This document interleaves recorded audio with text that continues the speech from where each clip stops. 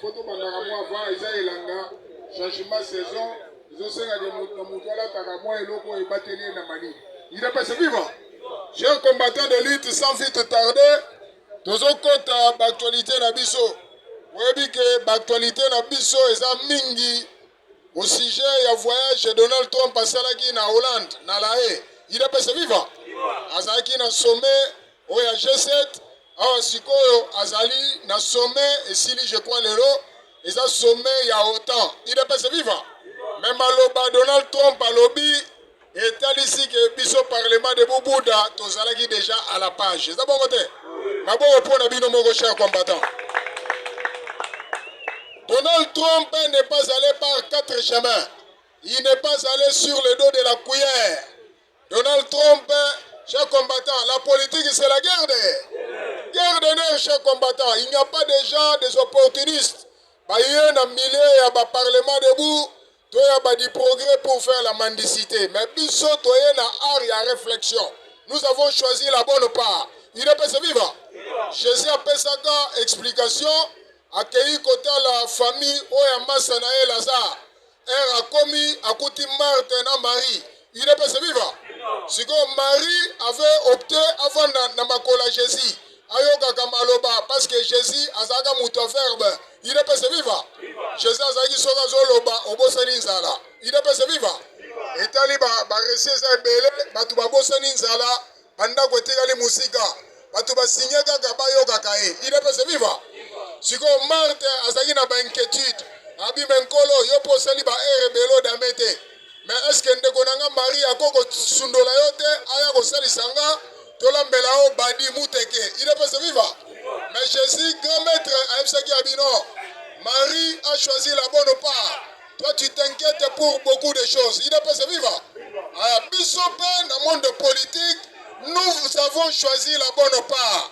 Il y a un moment où la facilité, il y a qu'on comprendre opération Donald Trump à Salagi Lobby na autant. Il est pas vivant. Donald Trump, à travers son discours, il n'est pas allé sur le dos de la cuillère. Donald Trump a lobby, effectivement, c'est le Rwanda qui était entré au Congo et qui a tué des populations congolaises. Il n'est pas vivant. Maboko pona bino moko cher combattant de lutte. Est-ce que mon similitude entre Maloba président Félix et Ebisaki Kagame na Maloba Donald Trump a lobby na sommet à OTAN. Président Félix a Ebisaki Kagame na Ebisaka bino. Alors c'est vous les Rwandais qui avez commis la maladresse vis-à-vis des Congolais. Vous avez tué les Congolais, vous avez violé les Congolaises et vous avez pillé les ressources du Congo. Il n'est pas vivant. Alors Trump et lobby a répété Malobawana, ex-cathédra. Alors bien, ce sont les Rwandais qui sont entrés au Congo. Il n'est pas vivant. Ce sont les Rwandais qui sont entrés au Congo. Et ce sont les Rwandais qui ont tué les populations corps. Et Lingolo Baké, pour ne pas aller sur le dos de la cuillère, et Lingolo Baké, c'est le Rwanda avec Paul Kagame qui avait agressé le corps. Maboko Ponabino Moko, cher combattant. Et là, qui dit que c'est le président Félix, à travers sa diplomatie, c'est le président Félix qui a eu raison de Paul Kagame. Il n'a pas vivant. Chers combattants, ça n'a jamais été fait. Après plus de 30 ans, le président Félix a gagné sur Paul Kagame à travers la diplomatie. Il n'est pas vivant. C'est un miracle diplomatique. C'est une merveille. Et une bénédiction pour le peuple corps. Sommet des affaires 2025. États-Unis, Afrique. Vous te représentez Bisso et moi Namboka Jean-Pierre Bemba Gombo. Il n'est pas vivant. Est-ce que vous avez Gombo et Lingolo Bani? Il n'est pas vivant. Ah, Gombo est dongo dongo. Il n'est pas vivant. Gombo est lingala makanza. Est-ce que vous avez cher combattant, bon mon abatubate karabamba babiloko ya bokoko. Soko tunie la kisanga Gombo elingolo ba dongo. Il n'est pas vivant. Gombo elingolo banin. Hein? Ah papa, yo na doyen na âge na yo bazoloba gombo, yo zoloba eloko mususu. Ah non, il n'est pas sa vivre. Gombo elingolo banini. Gombo eza bokoko te. Eza bokoko me eza eloko nini. Bapetro balekaka na bakimbuta, baleki na basani na mutu eza nini. Ah papa. Wanda fobo pesanga 20 000 francs na tia na pante. Po bolekisi. Eza bongo te. So ezaki français elingo na nga na pesa bino raison. Mais eza lingala. Il ne peut se vivre. Gombo. Ata mutu moko a défendre groupe azate. Gombo. Webi ke Gombo ezala pe na Brazzaville. Gombo ezala pe na Nigeria. Ezala pe na Cameroun. Il ne peut se vivre. Ba petro batekaka bokoko na basani na mitu. Il ne peut se vivre. Na o révélé binote fobo changalar. Il ne peut se vivre. Mayele ete kamaka. Boni, eza bongo te. Bino olingi bapesa bino nyonso me boza maboko makasi. Maboko mobutu ya flambeau. Il ne peut se vivre. Natiki bino nengwana. Jean-Pierre Bemba Gombo azaki na sommet ya États-Unis Afrique. Il ne peut se vivre. Na sommet wana Jean-Pierre Bemba babetaki masolo ya corridor ya lobito. Il ne peut se vivre. Corridor ya lobi. Chers combattants, corridor à l'hôpital, ESA concerné 4 pays. RDC, Zambie, Tanzanie, Angola. Il ne peut se vivre. Corridor à l'hôpital, Egozala Nzela et Massoua, Egozala Penzela et chemin de fer, Nanzela Pe et Mituka. Il ne peut se vivre. Oyoki que Joe Biden a la kaki 4 milliards. Mais Donald Trump est en pouvoir à l'objet au lieu de 4 milliards. Vaut mieux à la 6 milliards de dollars. Il ne peut se vivre. Chaque combattant, Mbongo Anabino Yokaka milliards. Et ça lit pendant Moubata. Et ça bangote. Kadhafi a la mer Méditerranée pour irriguer vallée au Ezagi na désert na Libye. Il avait dépensé 3 milliards. Azouaki ba travailleur, main d'œuvre. Ezagi ba pakistanais. Il ne peut se vivre. Mais ma maître d'ouvrage, c'était des peuplades d'Asie, des Chinois. Il ne peut se vivre.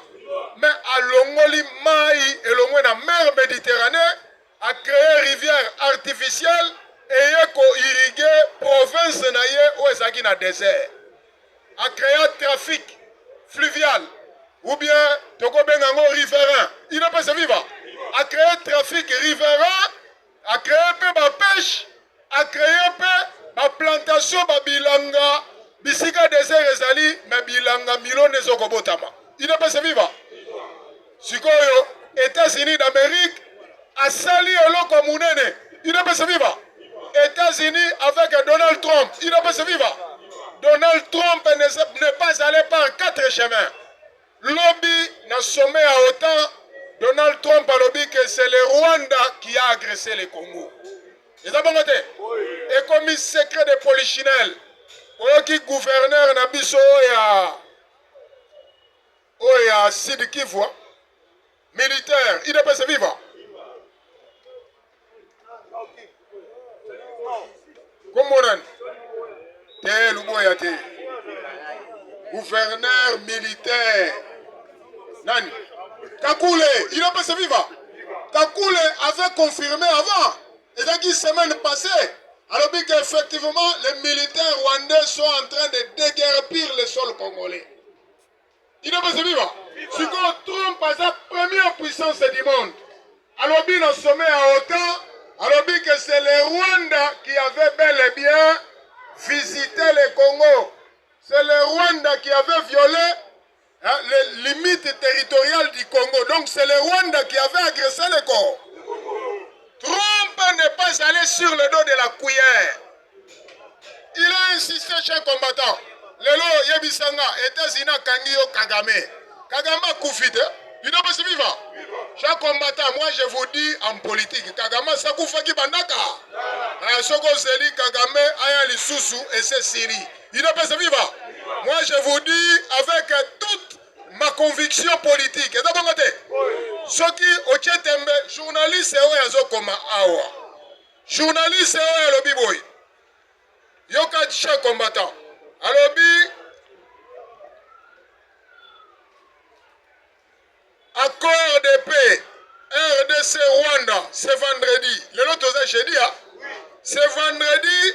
Pourquoi la signature par le ministre des Affaires étrangères? Il n'a pas se vivre. Alors, pour Nini, signature et Salama entre le ministre des Affaires étrangères. Chaque combattant, tous a une thématique à l'actualité. Ils ont bon côté. Tous ont raisonné politique, oui ou non? Si un journaliste à l'Obiboy, accord de paix RDC Rwanda, c'est vendredi. Pourquoi la signature par le ministre des Affaires étrangères? Et sera définitive alors que le processus de Luanda avait prévu la signature par les chefs d'État. Est-ce que vous comprenez? Il n'est pas si vivant. A-t-on raisonné politique? Journaliste Ami Touni, alors boni signature et Salama lobby na États-Unis, signature en et Salama ndenge processus à Luanda lobakité. Na Luanda balobaki signature, il faut Salama entre les deux présidents. Est-ce que vous comprenez? Mais si dans les États-Unis, balobi eza souma kamba ba présidenté. Et comme affaire, il y a un ministre, il y a un affaire étrangère. Il n'est pas si vivant. Maman pour la bille de mon cher combattant. Il n'est pas si vivant. Chers combattants de lutte, vous devez retenir cette réponse.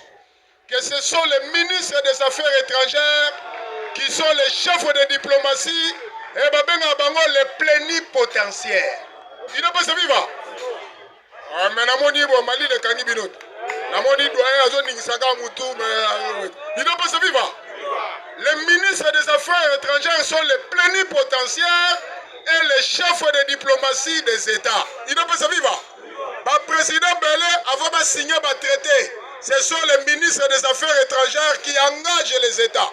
Et puis, quand vous avez un document, une feuille de route, le plein pouvoir, il n'est pas si vivant. Boyokaka Gérard Kamanda, à l'époque de Mobutu, à Koutanina Bisi Makaraya, il n'est pas si vivant. À Tounie, Wapi plein pouvoir, le plein pouvoir, c'est le document qui présente le ministre des Affaires étrangères, qui engage tout un État. Il n'est pas si vivant. En second, ministre rwandais, il a plein pouvoir. Ministre RDCP, il a plein pouvoir. Kagame, il a déjà dans Mali. Il a remplacé le premier ministre. Alors, quand la babanda qui déjà kala, balobi que binon de affaires étrangères, binobo sili samasolo, il n'est pas si vivant. Maboko pour la binomo cher combattant de lutte. Yangoana, Donald Trump est un lobby que c'est le Rwanda qui avait agressé le Congo. Chers combattants, Donald Trump a lobby. Si, non, voilà président Félix. Lobby a mis un journaliste américain. Il est pas vivant. Correspondante, il y a Maison Blanche, il y a Afrique. C'est-à-dire, la correspondance, il y a État africain. La Maison Blanche. Journaliste Wana, au président Félix Kayambaki. Il est pas vivant. Yende président Félix a tout ni président Mituna. Président Félix n'est pas Yanoli Eboye. Alors, si le président Trump met fin à cette guerre, je serai le tout premier à voter pour lui à prix Nobel de la paix. Il n'est pas vivant. Est-ce que c'est Lukuta? Donald Trump a reçu le prix Nobel de la paix, oui ou non? Parce que a mettre fin à la guerre, alors le deuxième mandat ils ont mis sur fond, il y a fait la guerre dans le monde. Il n'est pas vivant. La guerre la guerre Moussoussoua, ils ont le la pota, au moni, et sali cicatrice na poso. Mais na kati pota silité. Mais Trump si quoi ailleurs, azongisi ba pota wana mube, traitement bani naka, ti libanda e kaukalibe. Il n'est pas vivant. Il y a un président Félix Alobi, la guerre de l'Est a fait plus de 30 ans. Mais Trump ailleurs à comprendre les politiques à président Félix, à comprendre la philosophie à président Félix, à comprendre l'orthodoxie à président Félix, style naïe, méthodologie naïe, totem naïe. Président Félix, à ABC Trump Alobi, Soko réussir Paris Wana, je serai le premier à voter pour toi au comme prix Nobel de l'art. Et puis guerre wana esili to esilité. Guerre esili les malheurs des uns fait le bonheur des autres. Kagame n'avait pas écouté. C'est fut un idiot utilisé. Président Félix Alobaki, des excuses, oui. Mais vous devez commencer par réparer les préjudices. Vous avez causé de nombreux préjudices au peuple congolais. Il n'a pas saisi va. Et ça, Masumu Mususu Soro Sengi pardon et l'Imisami. Oui ou non? Mais Masumu Mususu Soro Sengi pardon. Il faut réparer préjudice. Yangomoni Kagame le Kolaza incapable de réparer préjudice. Kagame est expédié devant les boulevards des arts.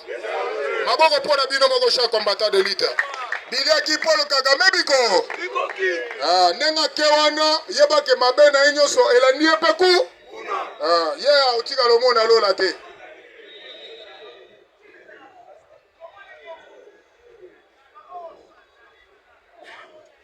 Journaliste Moussou pas commis boy.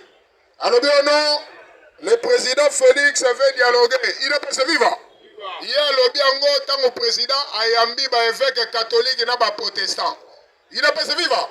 Ngai na lingina yebisa journaliste wana à travers le parlement de Boubou. Président Félix, c'est un homme politique à part entière.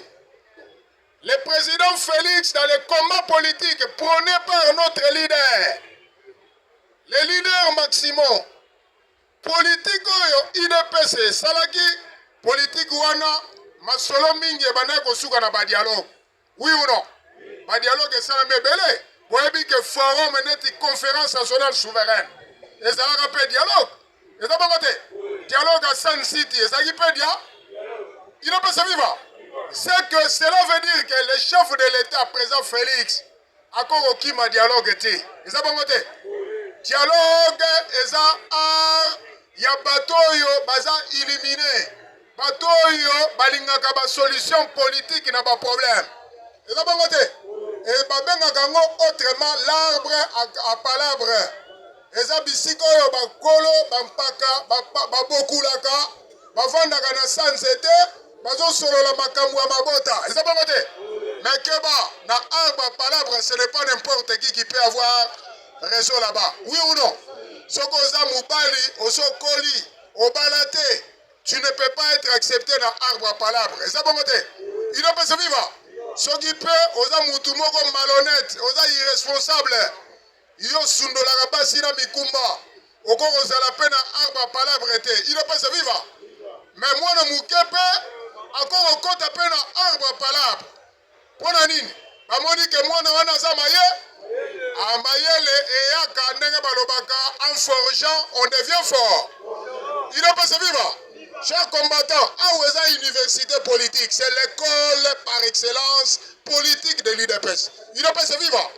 Chers combattants de lutte, quelle réponse au président Félix Ayebisi? Dialogue, chers combattants. Bisoto lingaka dialogue, oui ou non?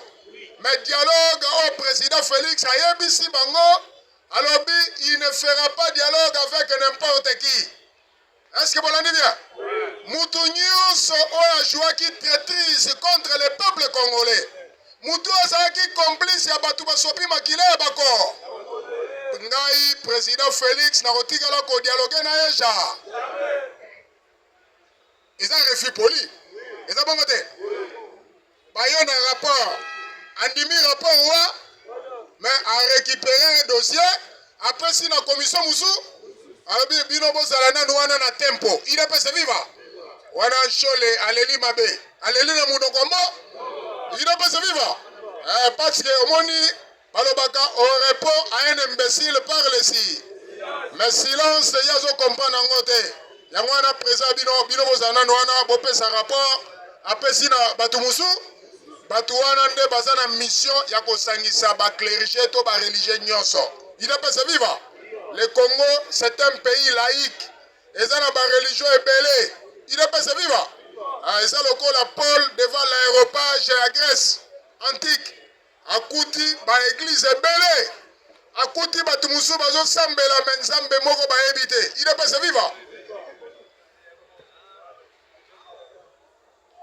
Chers combattants de lutte, Botala, niveau ya guerre de nerfs président Félix amemeli biso dialogue bango bazali ko réclamer nouveau pacte social mais pacte social ekozala te eza bongo te dialogue ezalaka quand il y a une crise politique eza bongo te.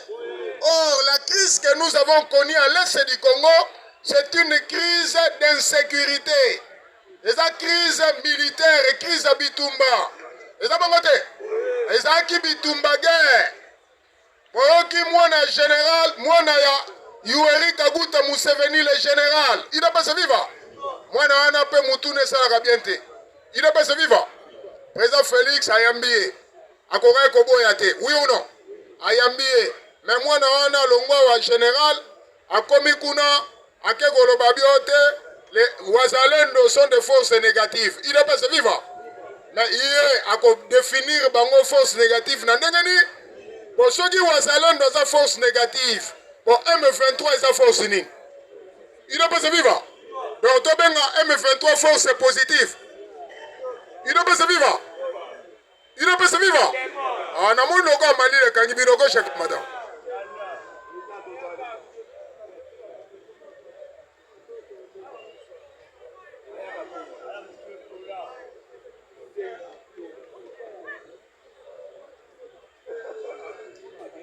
Il ne peut se vivre.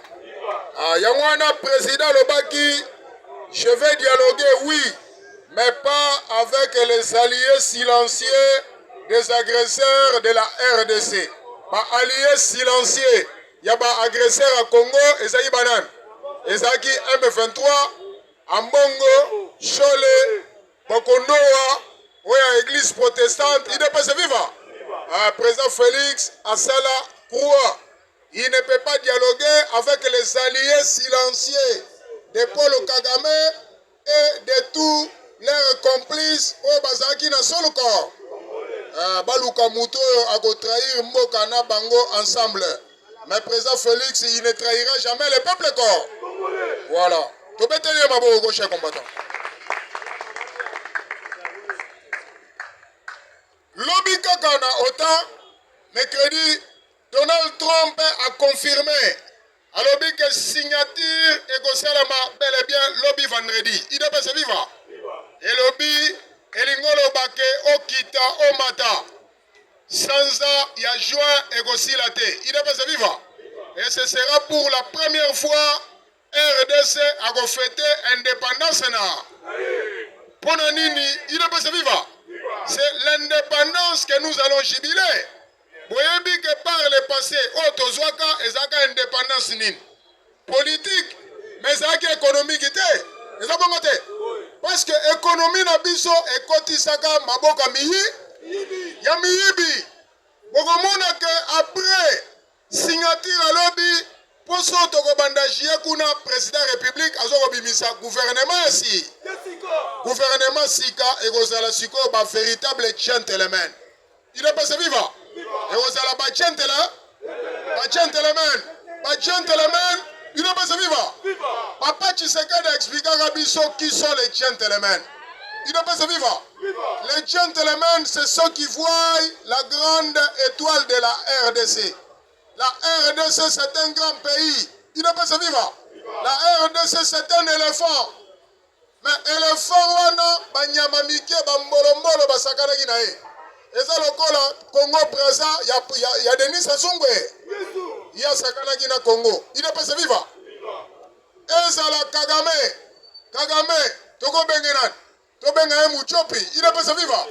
Kagame Muchopi, à Sakanina éléphant, il y a RDC. Il ne peut se vivre. Ozuli Soussou, Yoweri Kaguta Museveni. Il ne peut se vivre. Un président qui gère les pays les mal réputés en matière de contamination sida en Afrique. Il ne peut se vivre.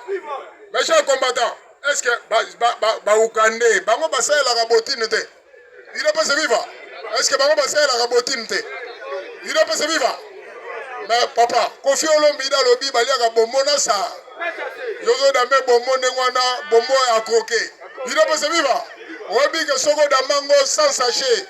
Yomoko Tigali Sugo na examen de conscience. Il ne peut se vivre. Wana conscience comme Oya. Il ne peut se vivre. Yomoko comme un film. Est-ce que nous sommes dans le boulevard des allongés ou pas? Il n'a pas se vivre. Et c'est il y a quelques minutes, et qui ont dissertation à Libé. A tout sali fièvre mouké, Yozoba, que le cesse d'examen Mangmang.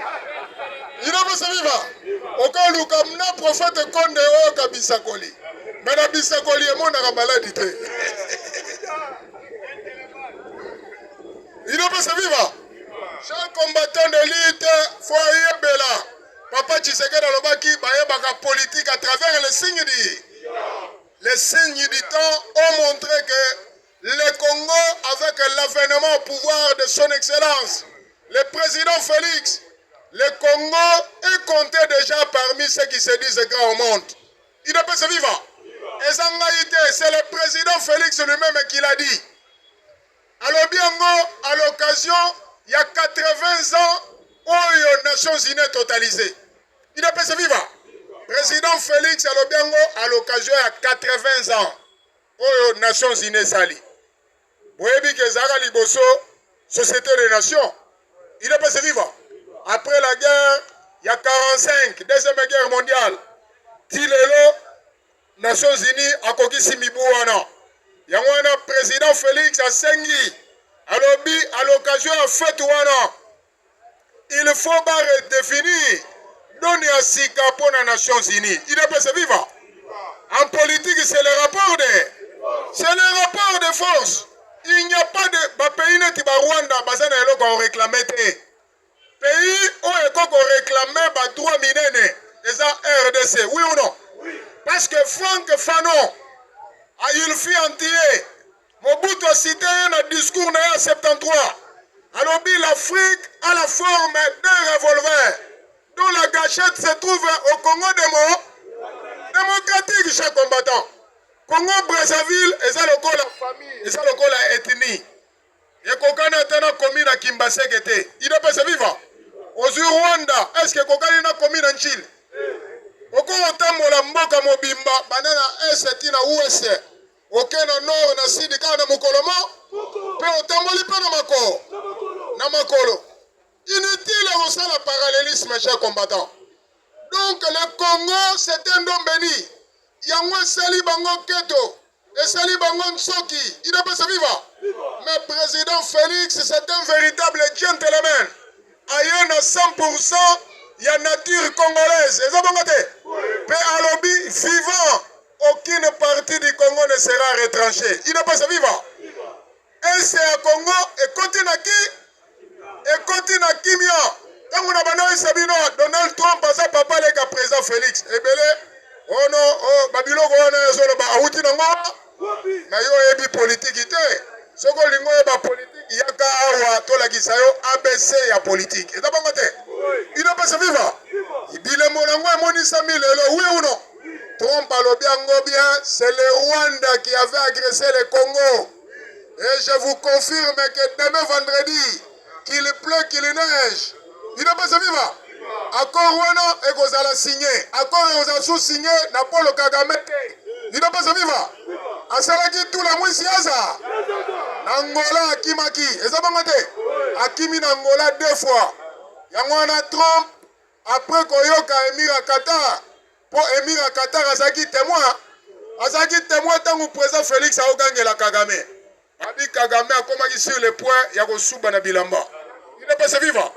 À partir de Wana et Kotsien na Baremo, Kagame, cher combattant, na minito, Tobet a reçu sa mona été. Et ça, il a dit Kagame Biko. Asa Koutani de Akuna na Mobutu. Mobutu a dit que Banda Kala. Alors, bio, na Banda Opekisa, Banda Oyokate. Il ne peut se vivre. Yo sakana ki nanga parce que ngana koma ki mala. Mais si go yo awa, oyo ko sala ni. Il ne peut se vivre. Mobutu kuna préfet de discipline de chaque combattant. Il ne peut se vivre. Papa, obi Mobutu, il ne peut se vivre. Chaque combattant tolo belate. Mobutu azaga misiga. Obi Mobutu na sapota banola ta numéro combien? 48. Il ne peut se vivre. Il ne peut se vivre. Mobutu Azaï n'a pas colocé la gorille. Soka Betio Mbata, tous les 5 misapétiques à l'inalita, pour récupérer Kagame. aogumba ye na minute inopesa viva Kagame papa akimi bagarawa kuna Mobutu a detente inopesa viva Mobutu ayebisaka ye Muse pe azo detente inopesa viva Webi Muse abana otambola zo mwa tengua inopesa viva Muse pe azo detente parce que ayokaka ke Kagame lobi abenga e toro inopesa viva Siko Muse zo c'est la peuple ka mais boulou yeke koti na purgatoire inopesa viva purgatoire ekoti boulou yeke chambula koti inopesa viva na minute toloba awa bozelaka longtemps bozela lelo te inopesa viva Kagame kozonga lisusu asatiki déjà premier ministre na testament inopesa viva premier ministre asa remplacé libe mais stabilité wana pesa éphémère Trump ayebisaka ye kala inopesa viva Kagame kufi na remords parce qu'amoni Joe Biden akei Joe Biden aya na lobito est-ce que Kagame kendaki akei na États-Unis la Joe Biden a lobi toi tu m'as roulé inopesa viva abi toi tu as osé me rouler un mesquin type inopesa viva abengi tu es un mesquin type ata mutu ata meli milika nido ndenge ne oya gayarte inopesa viva inopesa viva Paul Kagame azalaki sanctionné par la nature inopesa viva na minute oyo bileki abi Laurent Désiré Kabila kobole bacoup de tête Mobutu mpe korécupéré koto agumbi ye inopesa viva maboko mpo na bino moko cher combattant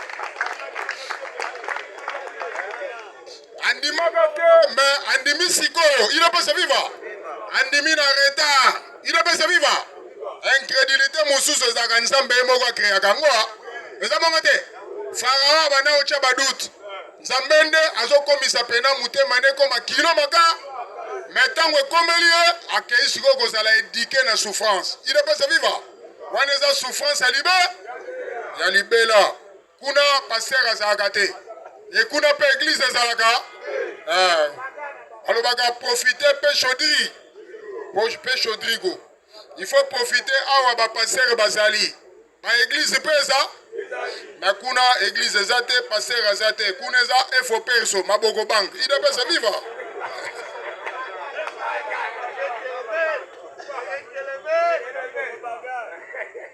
kuna zala nde makasi wabi kuna na benda film ya Matrix Matrix 1 Matrix 2 na révolution Matrix okomona systématique ndenge ezalaka kuna pongi eza te oyo kende olala pale eza te oyo nakende osokolo olafe te oyo na change bilamba changement bilamba ezalaka te oyo liwa ezalaka susu te inopesa viva kuna faut disparaître loba olimwa mais liwa ezalaka susu te matanga ezalaka kaka matanga ezalaka kaka awa masoko olimwa seke odisparaître définitivement na existence bao baokoma na éternité bao banobeta sango na yo ke ye asa kufa inopesa viva kuna liwa ezalaka te kuna odisparaître définitivement. Chers combattants de lutte, boyoki ba fake news. Ba combien gouvernement sika. Ba komi ba pesi ba sali ba planning. Ba kaboli ba ministre. Il est pas vivant. Ba Jean-Pierre Bemba Gombo mwana mboka ba na ministère de défense. Azui maman Nicole Ntumbabwacha ba na ministère de transport. Azui Sylvain Moutombo bache vice-ministre ya défense. Il n'est pas vivant. Bazui maman Soumino bazongise suka premier ministre. Bazui maman Thérèse Kaikwamba ba commissaire premier ministre, ministre affaires étrangères et coopération. Il n'est pas vivant. Nyostuana eza ba signe avant-coureur ya arrivé ou ya sorti ya véritable gouvernement d'Ignona. Abongise lipe mwana mboka Adolphe Hitler Mouzi, babongise le ministère de l'économie nationale. Il est pas vivant. Mais Nathalie, na organigramme, na moni Fayoulou te. Il est pas vivant. Nabi me Fayoulou la kewa. Il est pas vivant. Nathalie boy Fayoulou a zate. Nabi au gouvernement est comme une doute. Parce que Fayoulou a l'Olympia kamabe. Il est pas vivant. Papa, Mandela alobaka eloko bo retenir yango très bien. Alobi qu'après moi, sur le plan africain, il y a président Etienne Tshisekedi wa. Alobi c'est bel et bien Etienne Tshisekedi wa Mulumba qui va me remplacer. Lutte politique ya Etienne Tshisekedi chers combattants et kokani atena Mandela te. Mandela c'est là qui na lutte politique, mais il avait aussi une branche armée. Il ne peut se vivre. Mais papa Etienne, politique naye bikina pa. Mutuka ka garde. Et puis verbe, il y a onction. Verbe positif chers combattants. Etienne Tshisekedi zaka na aura. Na ba angelo bazali ko bouger. Il ne peut se vivre. Si comme Mandela lobi après ngai, c'est Etienne Tshisekedi wa. Mais les Congolais doivent faire très attention. Si Dieu reprenait aussi à ses côtés Etienne Tshisekedi wa. Pour avoir des opposants sur le plan africain, il faut après 50 ans. Il faut après un demi-siècle. Il ne peut se vivre. Yangwana, omoni ba fayulu ba beti li bakoma. Li bakoma be. Ba prêtre catholique bazaki corrompu chers combattants. Ba évêque protestant peko. La corruption c'est la faiblesse d'esprit. Quand on est corrompu, on n'est plus intelligent. Il ne peut se vivre. Parce qu'ils ont été dans la mangeoire de Joseph K. Ils risquent de terminer comme Papa Wemba. Il ne peut se vivre. Yo dame, ils ont le soubeli courante. Ils ont pas yo dame biloko ya Kabila. Ils ont le soubeli cou. Bonga maolenga. Tango zo soubela courant yeba ke ogolenga chers combattants. Ils ont gâté ça Weranson. Il ne peut se vivre. Yango moni chers combattants. Mandela Lobaka Alakaka Alobi Jepe Tshisekedi a remplacé nga, mais après Etienne Tshisekedi, na classe politique en Afrique, il n'y aura plus des opposants de notre trempe. Bobo Sanate, en Afrique, Mounoko Mpaka Elumbaka Solo, mais Ebimisaka Maloba ya Boanya, Ese Bimaka, Esa Sagesse, Maloba Wane Kokisami Sikoyo. Président Félix a commis le pouvoir il y a à peine 7 ans. Batebele Bazoko Bosana. Yoweri Kaguta Museveni vient de totaliser 40 ans du pouvoir. Est-ce que vous comprenez bien? Mobutu Salaka 32 ans. Kagame peut avoir plus de 27 ans, oui ou non? Oui. Sassou Nguesso a déjà 40 ans, oui ou non? Oui, 45 ans. Bongo Paul Biya. 42 ans. Noki. Il n'a pas se vivre. Et l'ingolo bake, ba puissance à monde, bako ça la président Félix pour na 10 ans. Et ça bon côté? Oui. Ce qu'on sali calcul le président Félix a longwa 10 ans. On ça la ndoto aba? Ndoto ababa. On ça la longtemps. Il n'a pas se vivre. On ça la ti mukombo so azana muki? Na muki là. Maboko pour la bino ko chef combattant de l'État. 50 ans. Solo, Tozan Angoti, Moukolo Jésus-Christ à Gozo. Encore faut-il savoir si réellement Jésus-Christ n'est pas Gozonga. Et ça va monter. Parce que Wana, Nabibo Sono Bagotambola, Baba Bape Bagolo, Batupe Bayo Kakate Mimi Bagoyo, il est pas vivant. Lutte à IDPS, Yango Yosha combattant, guerre à S, Sili Libela, la société Zorokota, Tolobela Kiawa. Oya Monique a IDPS na pese boulote bouleza ebele chaque combattant otanga kinchikite zonga école ya formation eza bongo te oye kola moi métier ozali na moi diplôme zonga na INPP eza bongo te mutu na mutu azala na moi musala oye kola osimbata volant oye kotambusaka mutuka IDPS viva babuleza a gogo toko bina véritable indépendance tchacha kalamingité. Il ne peut se vivre. Donald Trump, na président Félix, na Israël, ils font partie de l'unique puissance du monde. Il ne peut se vivre. Le Congo sera compté parmi ceux qui se disent grands au monde. Le loyo ceux qui arrivent au Congo avec son excellence Félix Antoine Tshisekedi. Na France, bakangi maboko. Na Allemagne, bache maboko na matama. Na Angleterre, il y a Tony Blair. Baléli na Moudokombo. Aokamwa. Maintenant, ni Trump a sanctionné Angleterre à Zaga allié na Ebandakala. Mais biso tobetango wakala. Joseph Kabila est arrivé au pouvoir par l'hégémonie géo-extra-politique et tout. Et ça va tout ne ba komisaka Joseph Kabila ba kosi kazaka congolais katangé. Il n'est pas vivant. Zogande comme on est Christopher politika. En 2012 et en 2007, tangu Richard Booker T. Kabila na Arizona na Texas. Alors que ce monsieur c'est un brimborion. Il n'est pas vivant. C'est un véritable terre. Comment ce monsieur a osé diriger le Congo? Il n'est pas vivant. Bush a lobby aux abisotés à Bangomoko. Neba multinational. Tony Blair. Il n'est pas vivant. Tony Blair fait partie des mafieux des multinationales. L'ancien premier ministre anglais, c'est un mafieux. Il n'est pas vivant. Il faut retenir cela. Nicolas Sarkozy soutenait le mât. Omona qui attend Bakangi Mwangashu Shawa. Oui ou non? Oui. Ayaki Kolela, président Félix a libéré Mwangashu. Mais président Félix a répondu qu'il malignement. Il n'est pas vivant. Alors, en France, le long Sarkozy va condamner, oui ou non? Oui. Ponanini Emmanuel Macron à côté de Sarkozy. C'est ce que le président Félix avait répondu à Nicolas Sarkozy. Alors, même dans vos États, quand quelqu'un est écroué par la justice, le président de la République n'interfère pas dans les attributions de la justice. Il n'est pas vivant. Le président Félix a appelé Bango leso ya mune, mutu mwindu, mais bongo ya mune. Il fait partie de l'intelligentsia. Nicolas Sarkozy Mundele, mais il faisait partie de l'indigénat. Il n'est pas vivant. Nous soutenons cela. Nicolas Sarkozy fait partie de l'indigénat. Alors, ses ancêtres sont des Gaulois, alors que ses ancêtres sont des Hongrois. Il n'est pas vivant. Il y a un chef combattant, on dit que l'histoire est rattrapée politique grâce au président Félix. Angleterre paix à Kotaka. Reine d'Angleterre après Azalaka na masolo ya ba multinational. Il n'est pas vivant.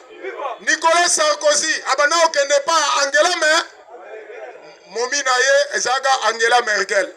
Azaki ba dossier nyonso Congo soka linga tretango il faut kende pas Angela Merkel.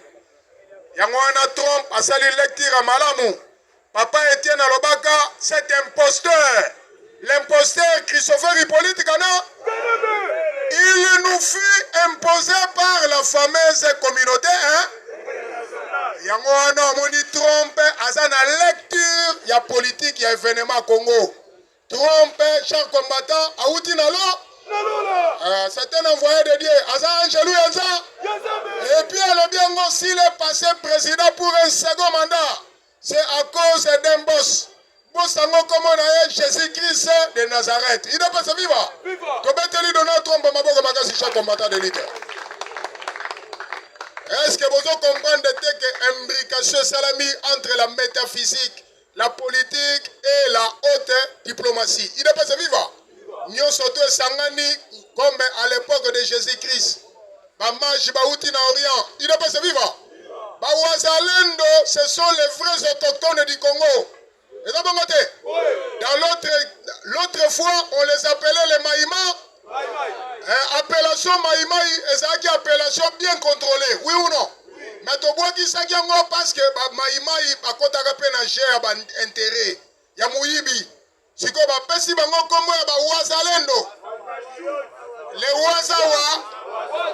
Wazalendo, ce sont des vrais patriotes.